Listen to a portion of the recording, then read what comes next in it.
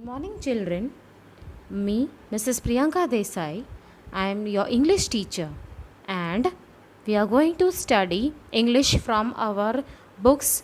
The first book is Hornbill, and the another book is Snapshot.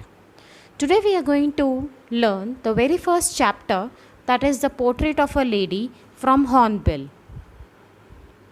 Portrait of a Lady, written by Kushwant Singh. Kushwant Singh, born popularly known as Kushal Singh. He was born on 2nd February 1915 and died in 20th March 2014. He was an Indian author, lawyer, diplomat, journalist and politician.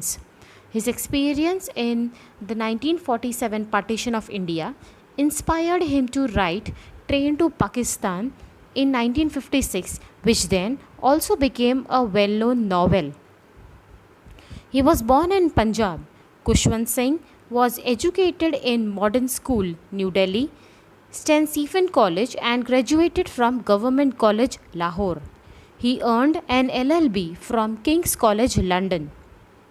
As a writer, he was best known for his secularism, humor, sarcasm and an abiding love of poetry. Kushwant Singh was awarded with Padma Bhushan in 1974. However, he returned the award in 1984 in protest against Operation Blue Star. Protest means he was against Blue Star, in which Indian Army raided Amritsar.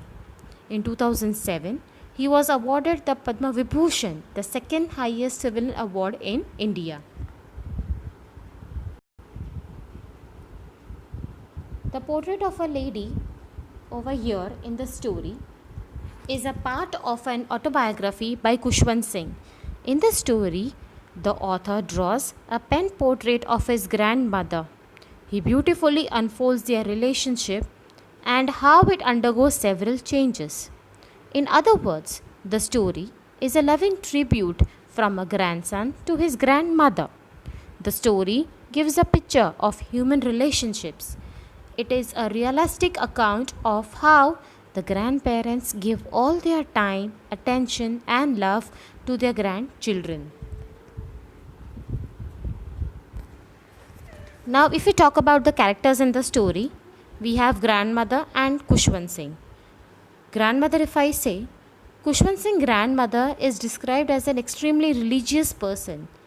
She was a very kind lady. She was short, fat, and slightly bent. Her face was wrinkled, and she was always dressed in spotless white clothes.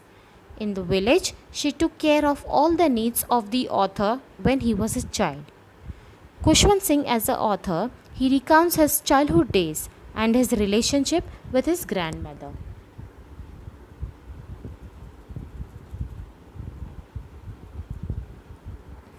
The author recalls his grandmother as a very old lady. For the 20 years that the author had known his grandmother, he had found her old and wrinkled. It was hard for him to believe that she had once been young and pretty. Now, in the beginning part of the story, if you see, he is very shocked and surprised to see his grandfather picture hanging on the wall above the chimney. He thinks that the grandfather's portrait hung on the wall of the drawing room. He saw that he had worn a big turban. His clothes were loose. He looked at least 100 years old. Looking at this portrait, one could not imagine him in his youth with his wife and children. The thought of the grandmother being young and pretty was almost revolting. It's very important, the phrase, the thought was almost revolting. That means he was in a state of confusion that how could the person like a grandfather, the way of his appearance, could have so many children. And if in exactly opposite, if you see the grandmother, she was she was having pretty young face. Nobody could imagine that such a lady could marry a person like his grandfather. She was short, slightly bent in nature, crisscross wrinkles on her face. The author remembered her once that she used to hobble around the house in the spotless white clothes.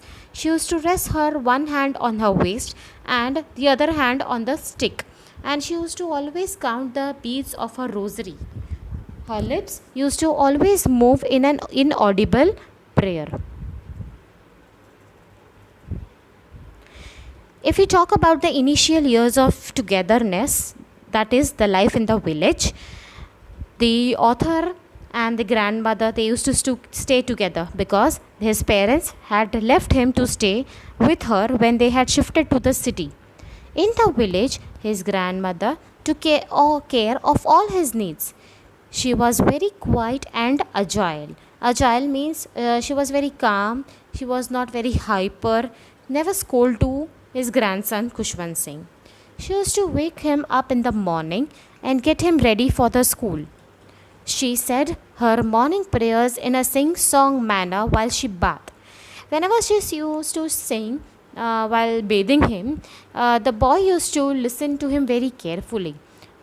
Basically, he never understood what she sang, but the tuning or the music which she used to sing, he liked it very much, and dressed him in the hope that her grandson would learn them by heart.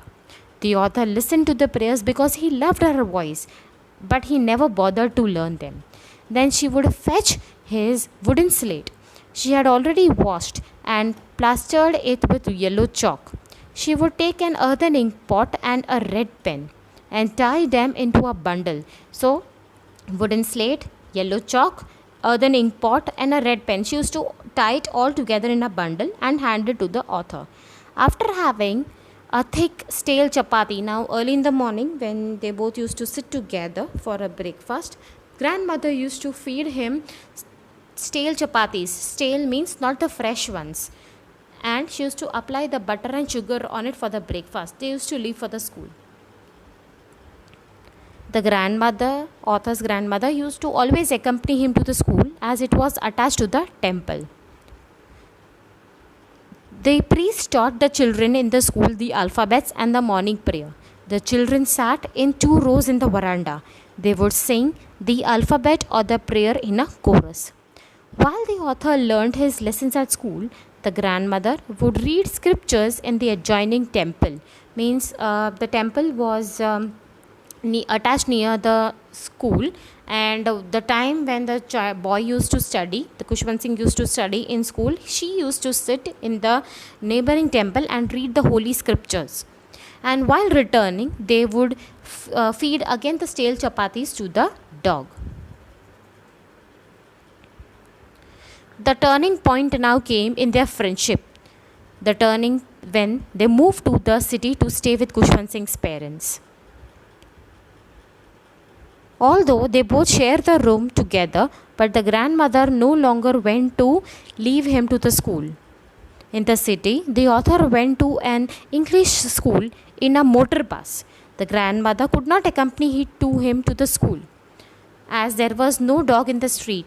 Now they had developed an habit in the village that in their roadway she used to feed the chapatis to the dogs. But now where to find the dogs, as she used to just send him off to the motor bus. So the grandmother now diverted her attention to in feeding the sparrows. As the years rolled by, they saw less of each other. In spite of her immense interest in his studies, she could not help him. She used to never understand the language which was taught, English, the science, that is law of gravity, Archimedes principle. She used to never understand, and it used to make her very much feel unhappy. Sometimes she would ask him what the teacher had taught him. It happened once that one day she asked the grandson that what was being taught. So the grandson said that it was the music which was being taught. So the grandmother said, "Can you sing the music which was being taught?" So when the boy started singing, all the music, it belonged to the harlots and the beggars. Harlots are basically the prostitutes. So this particular concept of the music, it was being not acceptable, or it was not liked by the grandmother, which was totally different from the village school. So over here it is, the point is very important, that it may be asked that draw a comparison between the village school and the city school. The grandmother didn't believe in the things taught at the English school and was distressed to learn that there was no teaching about the God and the scriptures in the school. Moreover, she was very disturbed of the music lessons which were being taught. It did not believe to the general people or the common people. Now, the common link of friendship was only left between the author and the grandmother was that the author went to the university and was given the room of his own. The grandmother accepted her loneliness and she rarely spoke to anyone.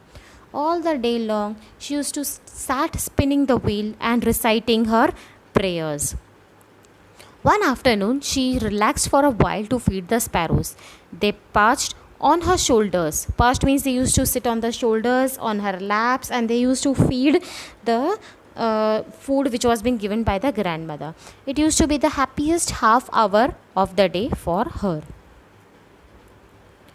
The author now he leaves for the higher studies. The author decided to go abroad for further studies. He was sure that his grandmother would be upset at his departure when he would go, but she was not sentimental. She came to the railway station to see him off, but she did not show any emotion.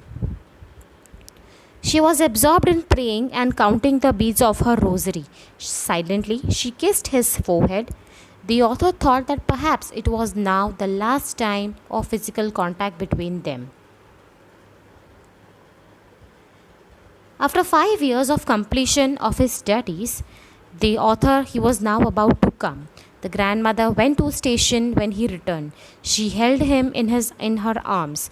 She found her more religious and more self-contained, means she was more satisfied. She did not show any sign of anger or of longingness in her words. He could hear her reciting prayers.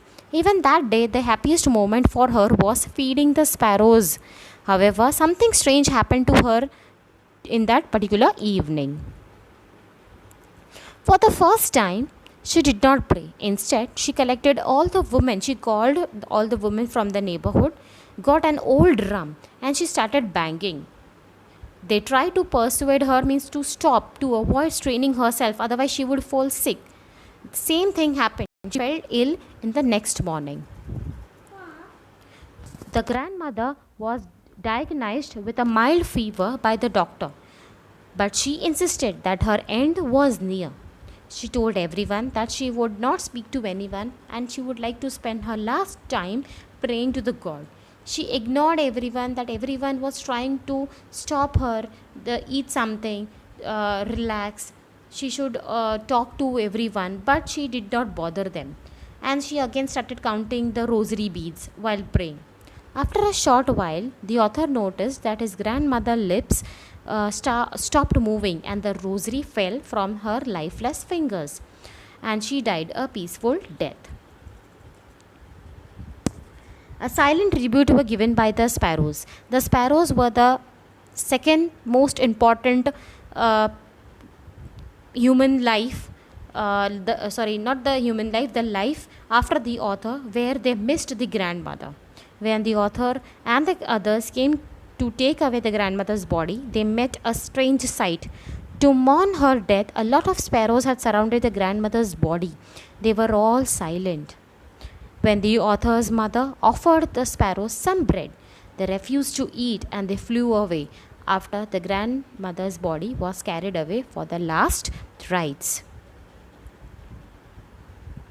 So from this chapter, we have learned that we should always maintain a good relationship with our family members, no matter how much ever we become advanced in our career.